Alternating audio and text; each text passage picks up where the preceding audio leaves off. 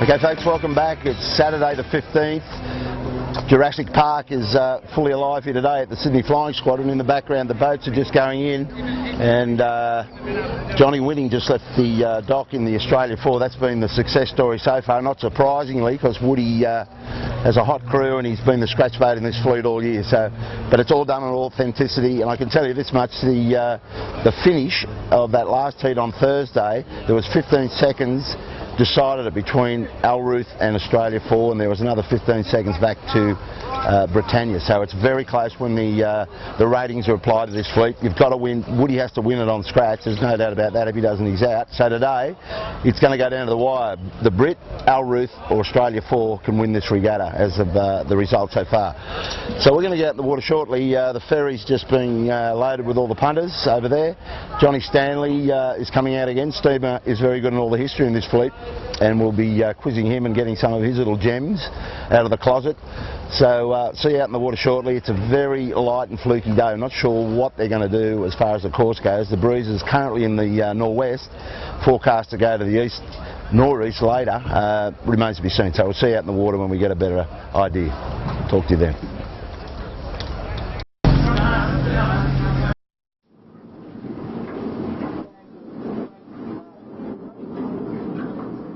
So we're out on the harbour, and we've been out here for about 15 minutes waiting for some breeze to fill in. It's been deadly quiet out here, and in the last 2 or 3 minutes, Steamer, the Brit actually got a bit of pressure in its sails. So it's coming in from the east a bit, mate. What do you think? Is the forecast that they predicted this morning going to fulfil itself, do you think? Well, I think the easterlies, it's in, and the land's really heating up pretty fast. It's bloody hot here, so we're going to get some east out of it. Whether it goes round to the north, it's probably going to favour the left-hand side of the course, but the boys are all starting to get a bit of movement. So yeah, we'll see what happens. Better than nothing, and of course the tide's still running in. It's not a big tide, forecast to peak at around 5 o'clock, so tide not a big issue, but it'll be working against them on the, this is an easterly course we're sitting on here. Bentley Powell, the starter, is going to get him on an easterly, and so that's 4 minutes to go. I think we've got 1,000 flags up the flagstaff there. Anyway, we'll get off the line and go and get in position. We'll be back to you when we get a handle on what's going on out here. Pretty crazy conditions, a lot of high cloud. It's not raining, that's one blessing I suppose. All those poor buggers up in Queensland and northern New South Wales, you're probably well aware of all the dramas they're going through right now, but Sydney, we've been pretty fortunate. Just all this humid, partial rain, and when the sun comes out, it's sweltering. So I'll come back to you shortly. So we're out on the harbour, and we've been out here for about 15 minutes waiting for some breeze to fill in. It's been deadly quiet out here, and in the last 2 or 3 minutes, Steamer, the Brit actually got a bit of pressure in its sails. So it's coming in from the east a bit, mate. What do you think? Is the forecast that they predicted this morning going to fulfil itself, do you think? Well, I think the easterlies, it's in, and the land's really heating up pretty fast. It's bloody hot here, so we're going to get some east out of it. Whether it goes round to the north, it's probably going to favour the left-hand side of the course, but the boys are all starting to get a bit of movement. So yeah, we'll see what happens. Better than nothing, and of course the tide's still running in. It's not a big tide, forecast to peak at around 5 o'clock, so tide not a big issue, but it'll be working against them on the, this is an easterly course we're sitting on here. Bentley Powell, the starter, is going to get him on an easterly, and so that's 4 minutes to go. I think we've got 1,000 flags up the flagstaff there. Anyway, we'll get off the line and go and get in position. We'll be back to you when we get a handle on what's going on out here. Pretty crazy conditions, a lot of high cloud. It's not raining, that's one blessing I suppose. All those poor buggers up in Queensland and northern New South Wales, you're probably well aware of all the dramas they're going through right now, but Sydney, we've been pretty fortunate. Just all this humid, partial rain, and when the sun comes out, it's sweltering. Okay, so there we've got a shot of Alruth just in front of the Britannia. Now these two boats are featured in the last heat. Alruth was second to Australia 4, and Britannia was third. So this contest, Steamer, is basically with Johnny Winning's Australia 4, which has had 2 bullets on authenticity from Britannia, who's had a second and a third, and Alruth, that's had a second and about a fourth. So it's a low point score, mate. It's still wide open, isn't it? Well, it is. These conditions really throw it open. It's a lot, isn't it? So anyone can knock this one off. So who do you think's going to win today, Steamer? On scratch. Let's just talk about a scratch result. I'm gonna go for Harold the Cudmore. mob on. Yeah, Harold Cudmore. I just think he's got a team of legends there, and they're all proven champions. It's an interesting little bunch of people. Well, but he's back at the moment. He needs to get to the line fast. Yeah. Well, we're coming up to this start. They're all trying to get up because the tide's against them, and they don't want to be too far away from this line in these light conditions. So Johnny Winning's getting up on the line. Harold's going for the pin end down there. 1 minute to go. So my pick is Yendi, Steamer. I'm going for the mighty Red Anchor today. In these light conditions, they do quite a bit of damage. Nice big sails on that boat, and that hull shape seems to just bowl along in these really light conditions. Wild card picks there, but Johnny Winning is right on this start here at the moment. He could be early. A bit early the gun. We're still coming up inside a minute to go. He's over. And these boats could be a bit early here. Woody's trying to get back, and he's got a boat pinned underneath him there. Change of skipper on the Alruth today. Revy, the mighty Revy, is taken over from Captain Blunt. Captain Blunt had to go to Melbourne in a hurry. They're looking at the buoy. The flag mark's further around, isn't it? Flag, they're all over. Right now. They're all over this line. I don't. They've just got a bit carried away there. I don't know what the starter's going to do with this. Chris Hascard not even interested in this start. He's caught right behind the line, as is Paul Lyons in the top weight. So not sure if this race is underway. We'll come back to you when we find out. We just had a confirmation from our starters that the race is underway.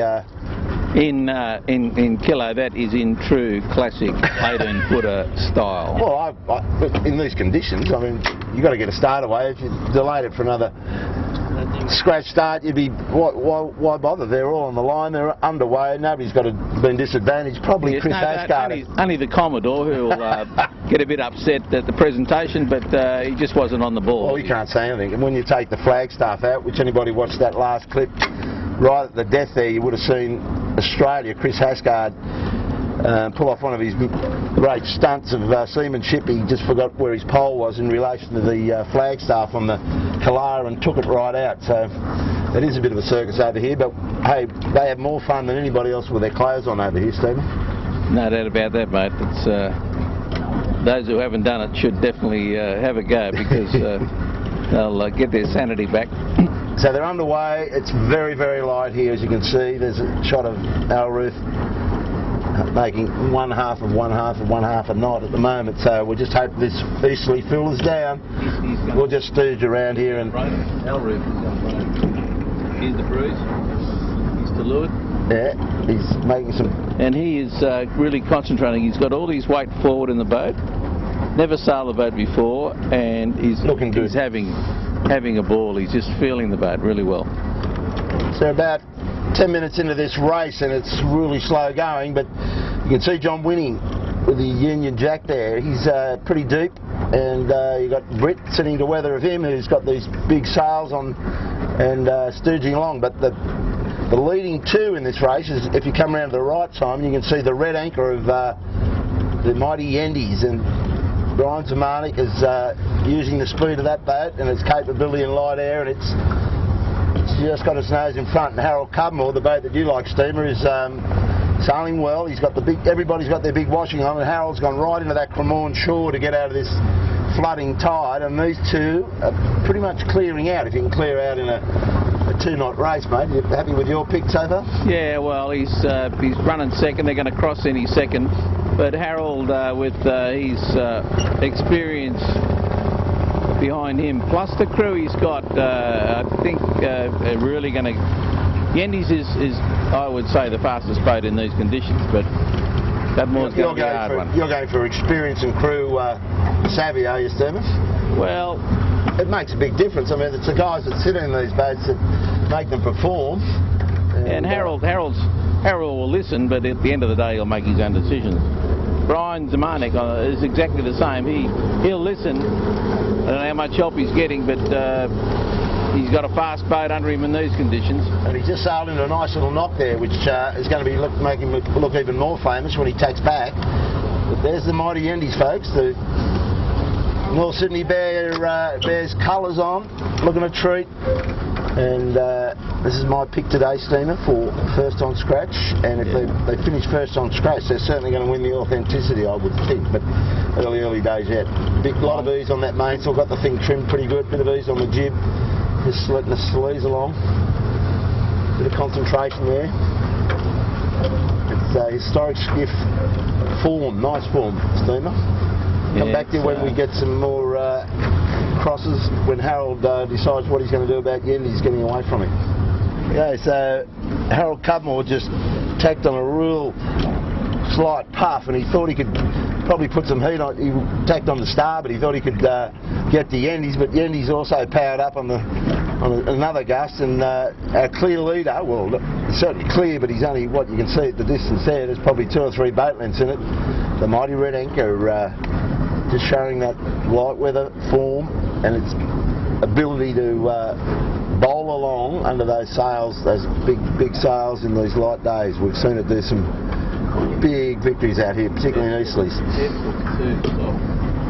We've got a lot of ease on the headsail, a lot of ease on the main. They're just letting the boat talk to them, and Brian Zemanik's just happy to power that boat along, keep tapping the head down, just trying to keep some speed on the boat so it can get up to the next puff.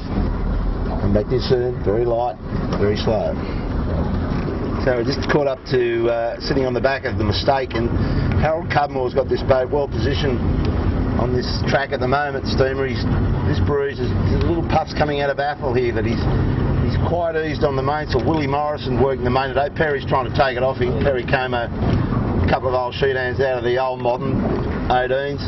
He's got Noddy's wife Sue, Noddy Hay there, and the great crew, and Russell Debney in the bow. So this boat of yours, Steamer, you still like this one. They've got a ringtail on that boat, and I'm pretty sure that's going to go up the mast today. They'll probably work out how to do that at some point. This crew's thrown together to get the Mistake on the water for this regatta, and Harold doesn't leave anything in the park. When he puts the rudder in the boat, Steamer, he's a very competitive sailor, isn't he? He is, that's right, and he's got a combination of team of experts today, so he's going to get plenty of inside information on everything, but knowing Harold, he'll cut through all that and get back to the finer details of winning a race. Well, he's hot in pursuit of Brian Zemanik's Yendies, and the other boat that's doing well out here is Tangalooma, which, Simon, if you can go to come round to the right, you can see the big sails on Tangalooma. This is the 8-foot beamer of Pete LaGroves, and he brings these big sails out very occasionally, but in light days he's compelled to bring them out. When he puts them on, this boat goes very well as well, and he's actually powering right up underneath the Yendies. Yendies is pinned out on Bradley's. They can't go too much higher because they've got to observe the Kentucky Fried Chicken mark, which we call, it's a buoy, a red and white buoy. It's called the Kentucky Fried because it's red and white, and Colonel Sanders sponsors it. But Tangalooma is heading straight at that steam, and he's pressured up, so he may lead them right now. Well, he could, and what a classic boat. I mean, it's a Queensland design, Australian champion, I think 1932, and it's one of the great Queensland designs, and this is a beautiful replica, and that's a beautiful shot of its fabulous hull shape back in those days. That's what they call a troop ship. She's 8-foot beam, and you can see all the people in it. There are 1, 2, 3, 4, 5, 6, 7, 8, 9 people in that boat, and normally that boat, when it raced in its heyday, probably would have had 12 or 13 in it, wouldn't it? Yeah, possibly 14. So we refer to this boat as the corporate box. When it's fully crewed up, it's got people everywhere. But she's bowling along now, a lot of ease on the headsail, so I would say this boat's in front, because the Kentucky Fried, if you come around a little bit to the right, that big power boat just passing that mark now, we're going to take a bit of a pounding off these waves. So anyway, that's how it looks. We'll come back to you when we get around this mark.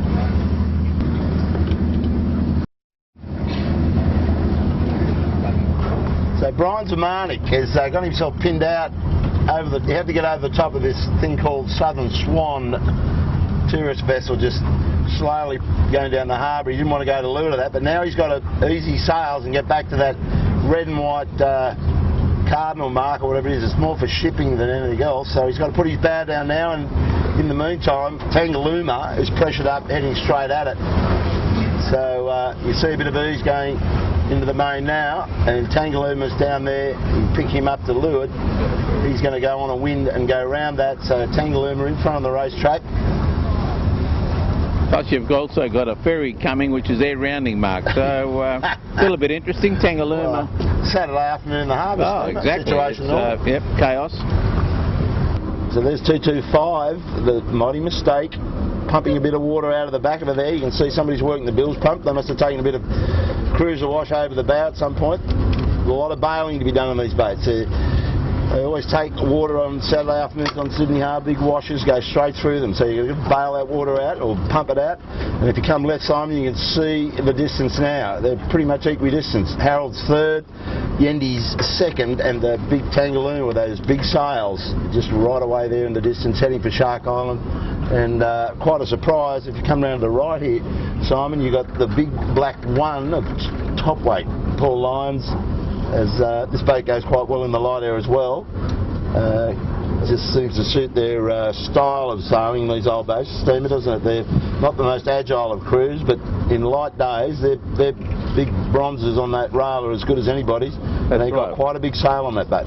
And also, when we go back to the first championship that we sailed in these boats, Harold Cudmore sailed this boat, and he lost the championship because the halyard broke on the last run, and he was leading and winning over Peter Cavell in those days, which was the 1950 champion. Yeah, I remember that day. Harold had Cavell boxed away and tucked away, and he was heading for the finish, and the gaff wires broke. I think it was too much pressure. Okay, that's it, folks, out here at the moment. Johnny Winning got a lot of work to do. He's in 5th place. We'll just get out of their road as they head for Shark. So here's the order at the first of the marks at Shark Island. You can see that Tangalooma has just put his bow down, and Yendy's, Brian Zamanek's trying to get around that mark, and Harold Cudmore's on track to do likewise. And Johnny Winning is slowly but surely coming back into this. It's just behind us. We can't get his vision at the moment, but very close at the top end of this fleet. Tangalooma narrowly from, well, nice.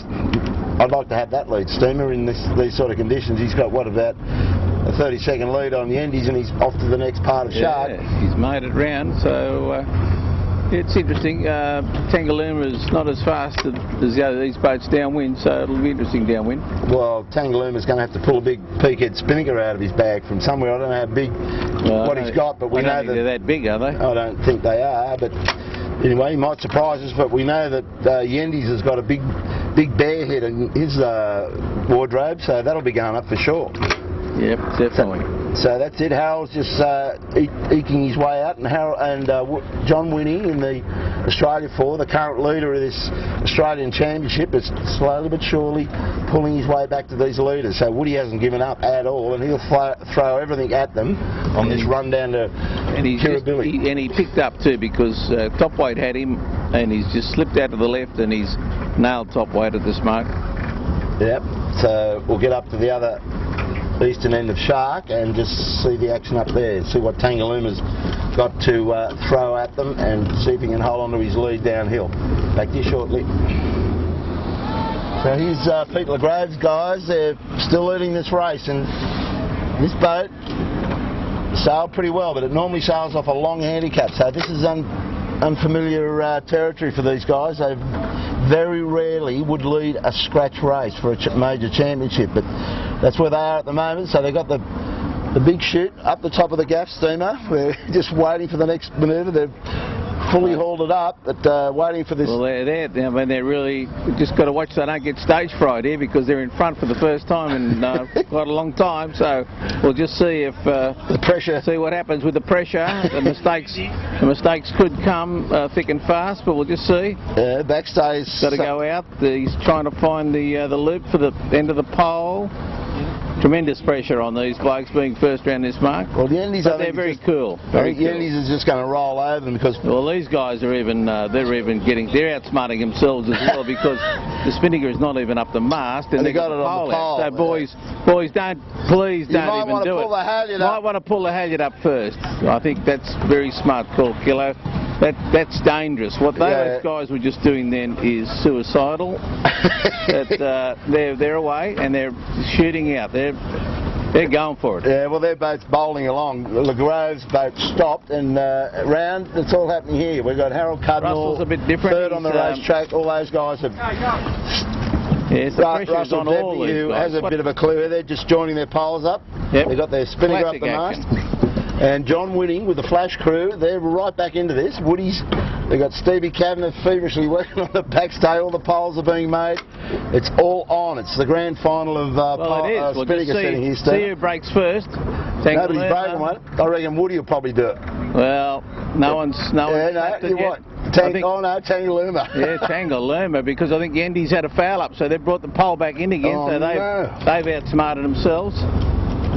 Woody won't, because the guys are just too experienced.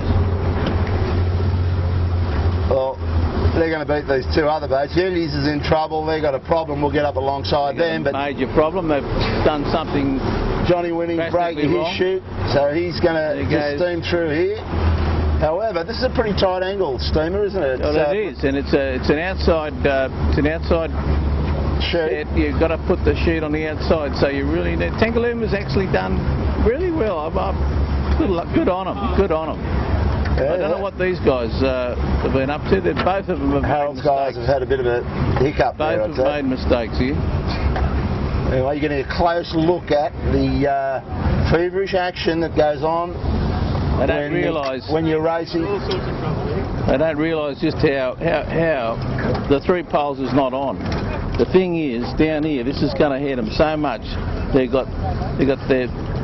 It's all teamwork, Steve. It's a real sport, this. I mean, the old days of the guys that raced these boats in the halcyon days, when these boats were the original boats, they were raw-boned, really fit guys, weren't they? And they were top-rate hands. Well, we do this for fun these days. These are guys that come together and sailed 18s, have got a half a clue, but when you're really racing these boats, you need smart guys.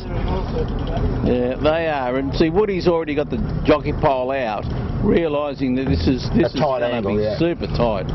And so he's just going to go with it to such a point. Tangaluma's pulling away. Well, they're heading for Clark Island. That's not what the course is. Well, and the other problem for Tangaluma, John, is he's got a symmetrical Spinnaker off like a yacht cut. It's a star cut Spinnaker, which is not authentic to these types of boats. So John Winning and Harold Cudmore on the 225, they've got flat cut triangular Spinnakers. They were the authenticity, or they're the authentic Spinnakers for these boats. And they're three-cornered Spinnakers, and that's what's going to get them there. So Yendi's, they're up and drawing. They've got inside shooting. Needs an outside shoot, and now they're doing it somehow. They're anyway, folks, you can see this ain't easy. It's particularly that now these boats are being sailed as replicas. The crews have got to come together and take it seriously and get out and do some training. There's a wonderful trophy for this, the Galloping Ghost Trophy, and it's going to go to John Winning, I think, at this point. Well, it will, but I mean, this is the mistake crew now starting to show a little bit of experience. They're sort of up there. It's going to be interesting. Yeah, Tangaluma's still there. The Spinnaker's not right, but unfortunately. No, that's a yacht Spinnaker, and they won't carry that tight. They're not made for that. So Harold Cudmore now starting to get underway here, right beside us. So all on here. It's anybody's guess who's going to lead them down the bottom. I've got to guess that Harold Cudmore could do this.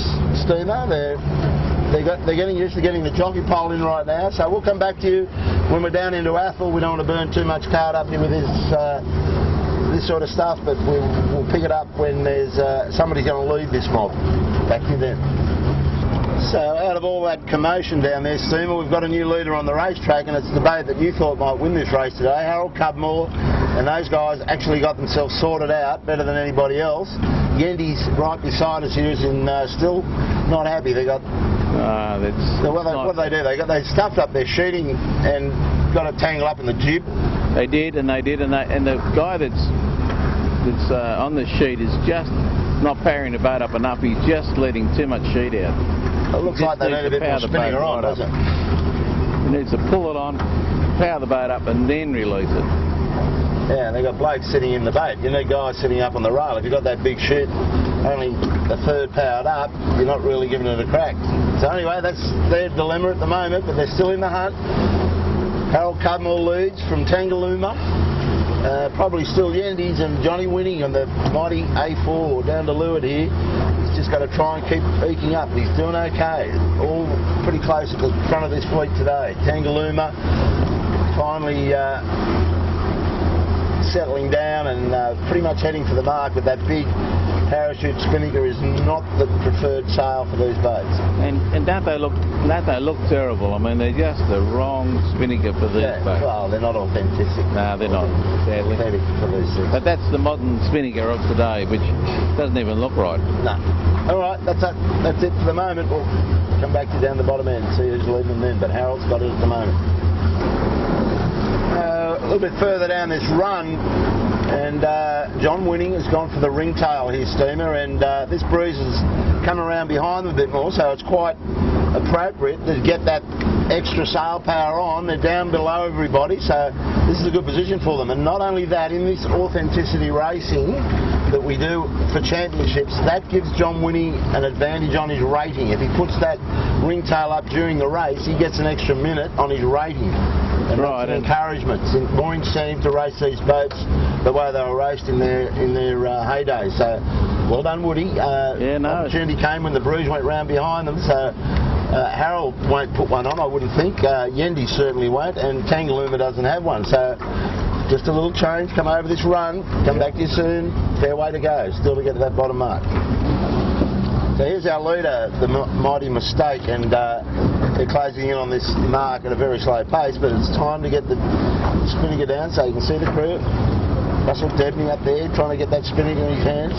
Cole's come back, Willie's working away. Sue's trying to avoid getting a bruise, and a lot of chat, a lot of discussion, beavering away, but it's all coming down, so they've got plenty of time. Just heard Russell say he's ready to jibe. So that's our leader. All very slow progress down here. And Johnny Winning, if you come round behind us, Simon, you can pick up Johnny Winning has got his bow in the second position here, just through crew work. He's been able to hang on to that chute longer than Tangalooma. He'll carry it right to the mark, you bet your life. He's got rid of the ringtail, so Johnny Winning on the move. And this next part of the racetrack, there's probably a suggestion that they're going to shorten this course, which means they go up to Clark Island and around Clark and then come back here, which is a very good idea because there's no guarantee that this breeze is going to hold him for a full race course today. So very slow progress. Harold's got his boat in front. It's not all over by a long shot. You could easily park yourself out here, and Johnny Winning is on the move. And Yendi's in third, I believe, still hanging on to that big black bear, looking very angry. So that's it so far. Come back to you when we've got some more news. So here's our leader, the Mistake, and a lot of happy faces on there, steamer. These guys have just extended again because they sailed into the pressure was very low down the bottom, steamer, but it's kicked again up this high end up towards Clark, eh? They have, and they're just pretty happy crew, and I'll just slide around this island, probably put on the same chute and just blast to the finish, so good on them. My pick, Kilo. It was your pick, steamer, and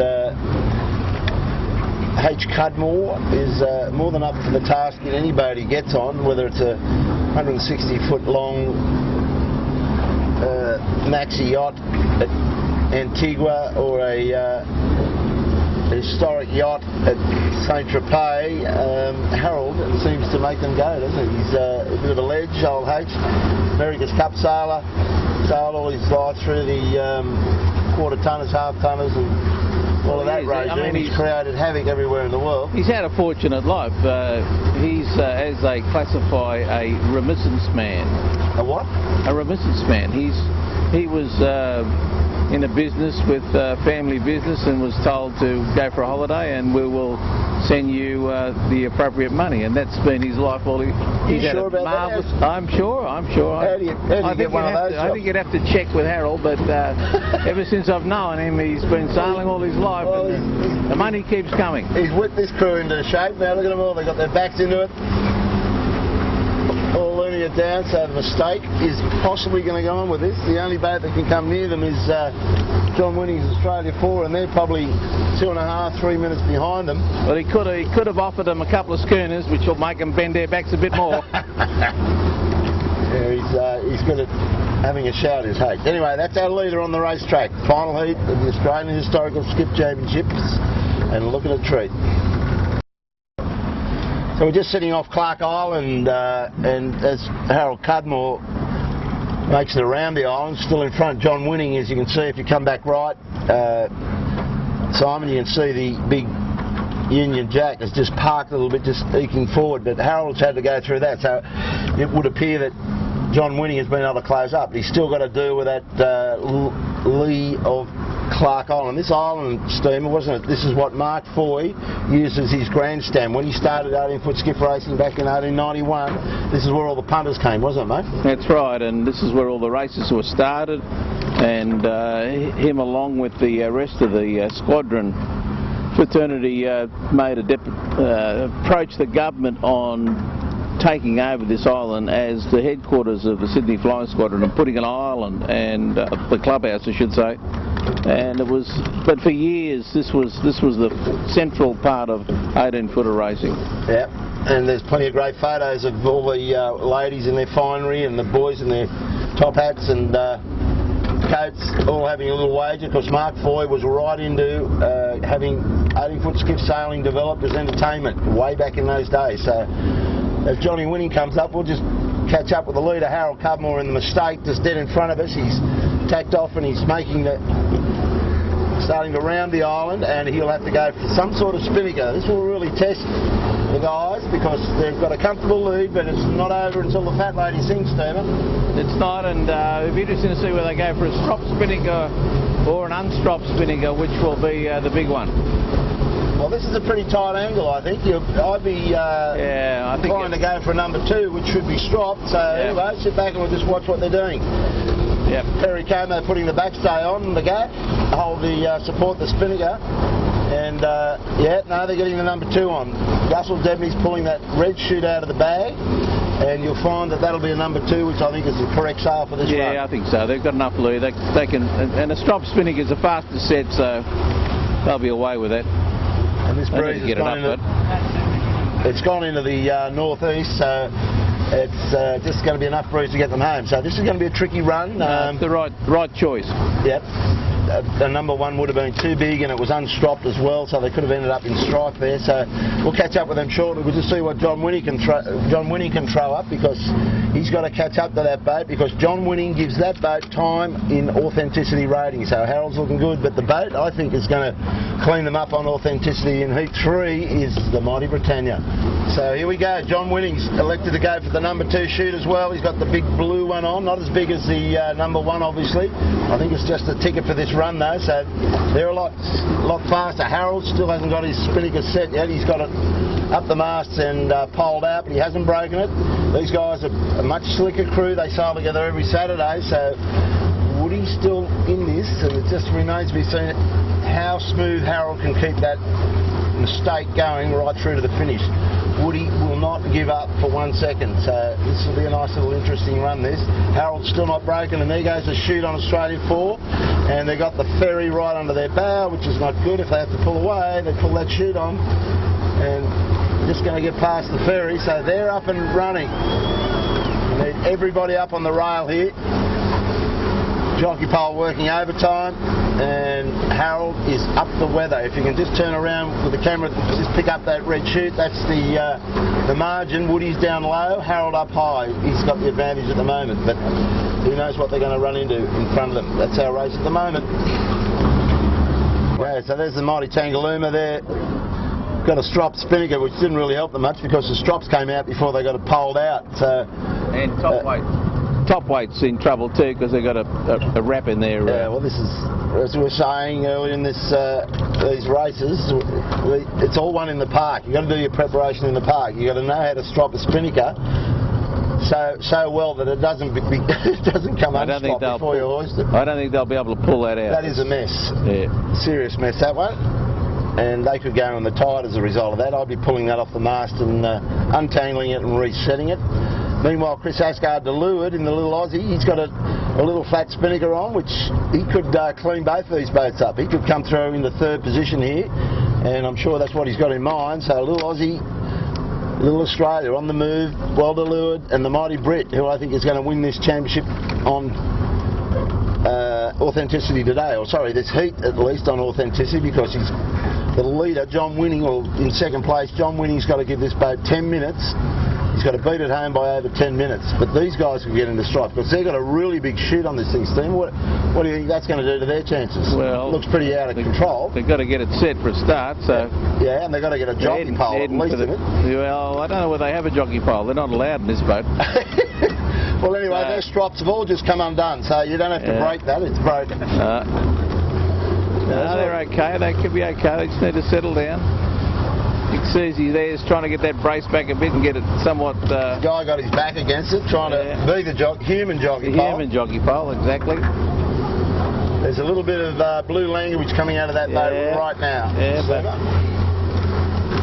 And they're struggling to get that back. They need everybody on it. Sinclair Dare pulls the main chute on. Their chute, it's got to be pulled right around the luff of that chute. That can happen. That's easy. That's all right.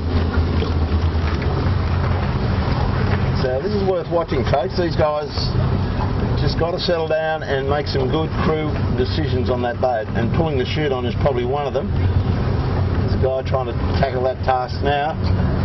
A couple of the crew sitting right on the tuck because this boat loves to put its head down. And there's probably too many people in the front of that boat right now. We'll find out when this chute fills up. And there she goes. And watch the eyes light up in this thing.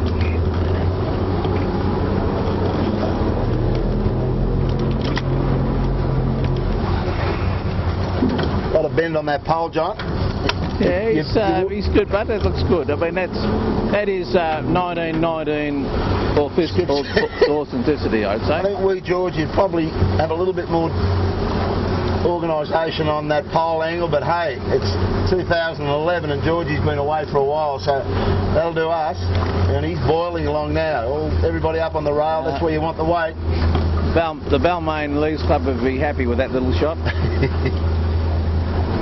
Big sails, and we're saying also big sails win big races, and they've got big sails and they're in with a real good shot. If they don't fall over on the way to the finish line, I think they're going to win this heat. Western Suburbs Club just below. This all went back to the day when we had the Rugby League Club's 100-year celebration, and they presented Spinnakers to each of these boats. And just looking at the twist in that gaff on Britannia steamer, there's a lot of twist. No vangs in those days, so everything can be twisted off automatically. Powering to the finish. Powering to the finish. We'll get up and see how Harold's going. He's quite away in front of us now. I'll come back to you shortly. So here's our 2 leaders, the blue Spinnaker of Australia, Paul, doing his darnest to catch up to the red chute on the Mistake, but that finishing line now is only about 200 metres in front of us, and the Mistake is going to get the scratch on this today, steamer, and that was your pick, I think, on scratch. Yeah, the boys have sailed well, and they've lived up to what I thought they could do, which is lovely. Yeah, they got in front when there was a bit of chaos setting the chutes up there coming around Shark the first time, and never looked back. They just had that nice little break and kept their heads together. That's right, Bobby, and it just goes to show that old sailors never lose their skill. Well, it's a big statement, steamer. But certainly when you've got a bloke like Harold who hates running second, if you can get a first, that's a nice little incentive to have somebody urging you on, isn't it? If he gets a sniff of a win, the crew better beware, because he doesn't like running second. No. So there you go. Very Como, just wiping his brow. He's probably sweated up most of the day out there. He's carrying a bit of lard too, Perry. He hasn't had a race for a while. Willie Morrison to leeward. Noddy sitting on the rail there next to the runner, and his wife Sue, and Russell Debney, who was brought out of retirement for this series. He used to sail consistently on the Elwood. Sadly, they couldn't find a bit of rope to tie the jockey pole down, so Russell's got to hold it. He's a human lever. Yeah. That's quite amazing, isn't it? So there goes our scratch race winner today. Not sure where he'll come on Authenticity, but probably on the podium, I think. Well done. And just shut down now and we'll watch, wait for John Winning's Australia 4 crew to come I'll go and see the bookmaker and pick up my winnings. So here's the big blue chute, the number 2 chute on Australia 4. Little Flying Dutchman, also racing on this course today, just sliding across in front. But John Winning came back from the death there. He was pretty deep at the start. So that's John Winning's Australia 4. Boys are pretty comfortable. And it was a great call by the starter to shorten course. No, that was well played, I thought. This breeze, no guarantee it's going to hang in much longer than this. And looking back up the track, see little Aussie, Australia's got the better of those older boomier boats, and it looks like Aussie's going to get the better of Tangalooma, and the Brit is still rumbling down here. So that's it for us out on the track. We'll roll back to the beach, but pretty sure John Winning might just take this championship after 3 heats by the skin of his teeth. But we'll do a little piece on that at the end and wrap this up on shore. That's it.